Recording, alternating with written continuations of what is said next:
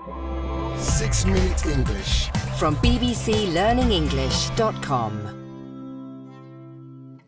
Hello, this is 6-Minute English from BBC Learning English. I'm Neil. And I'm Beth. I'm writing my birthday wish list, Beth.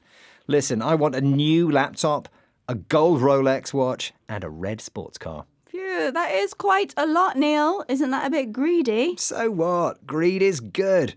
We're genetically built to want things that increase our social status, power, and material possessions like money, a nice house, a fast car, all that stuff. I'm not so sure, Neil. Remember, greed is also one of the 7 deadly sins. In this programme, we'll be discussing greed, the desire to accumulate stuff, keep it for yourself, and not share it with others. And, of course, we'll be learning some useful new vocabulary as well.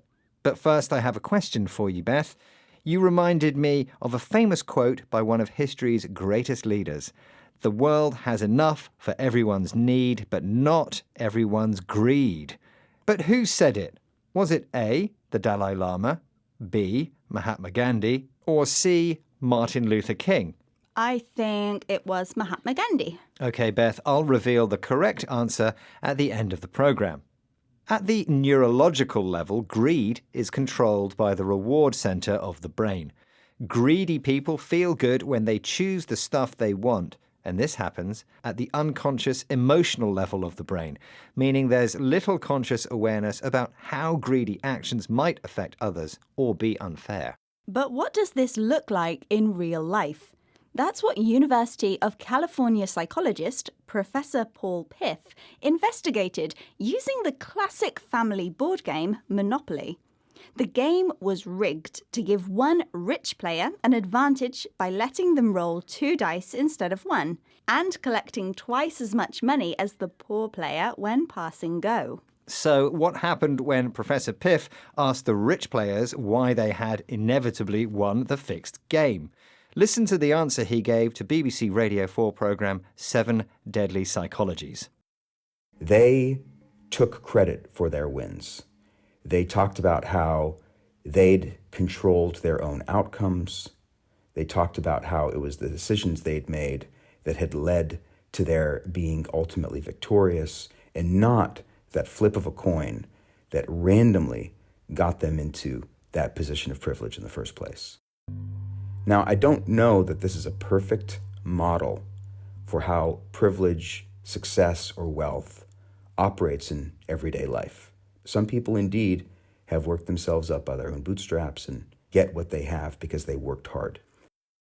Interestingly, the rich players took credit for winning. If you take credit for something, you accept praise and recognition for doing something, whether or not that praise and recognition is deserved. In fact, it was the fixed game that determined who would win and lose, not anything the players did.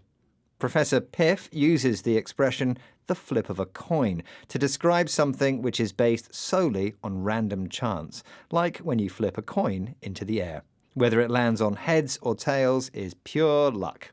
Yet the winning players claimed they won thanks to their own skill and ability.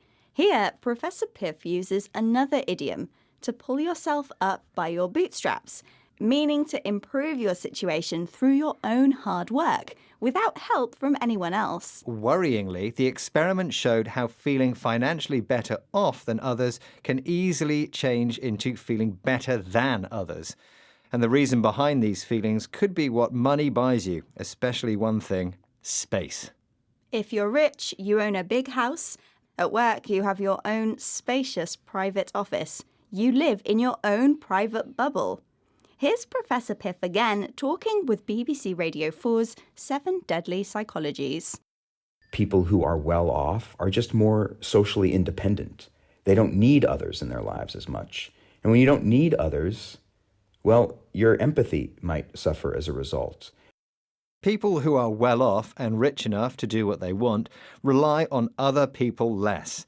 As a result, they may lack empathy, the ability to share someone else's feelings by imagining what it would be like to be them. Maybe it's not greed itself that's bad, but the things we're greedy for. Being greedy for social justice or a clean environment is good, right? Something to be admired by the world leader in your question, Neil. Yes, I asked you who said the world has enough for everyone's need, but not everyone's greed. You said it was Mahatma Gandhi, which was the correct answer, Beth. Okay, let's recap the vocabulary we've learned from this program, starting with stuff, an informal word for material possessions. To take credit for something means to allow people to believe that something you did deserves praise or recognition. The phrase a flip of a coin refers to an action or decision based on luck or random chance. If you pull yourself up by your bootstraps, you improve your situation through your own efforts, without help from anyone else. Someone who is well off is rich enough to be able to have most of what they want. And finally, empathy means experiencing someone else's feelings by putting yourself in their place.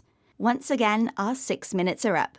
Join us again soon for more trending topics and useful vocabulary here at 6 Minute English. Goodbye for now. Goodbye. 6 Minute English. From bbclearningenglish.com.